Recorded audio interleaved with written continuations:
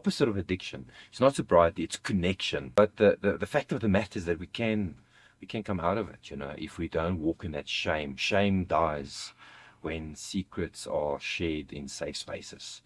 When I shared with you just now, that moment when my baby died, when I held her in my arm, it's not painful for me anymore. But I can step back into the full pain and experience of that, and I did that exactly here. Other people can feel that, and there's a bond that happens in moments like that brings healing. Shared brokenness builds stronger bonds than shared beliefs.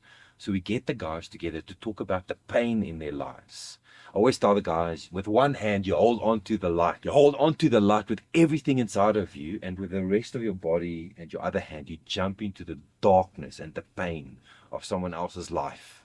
And you hold and you trust God that He will transmit His light and truth through your being into that guy's heart. You just sit with him in the pain, face the pain, staying on the pain field with him in that moment in time. There's nothing more powerful than that for me. The opposite of addiction, it's not sobriety, it's connection. But then something that I like to add to that is that the cure, I'm brave enough to say that the cure of addiction is not connection, it is community. And when we enter into that broken, heartfelt, emotional, connected community, that's where the light eats our heart. That's where we can hold the light and hold the heart of someone in darkness, and that light will transmit. And darkness throughout the Bible is equivalent to lies.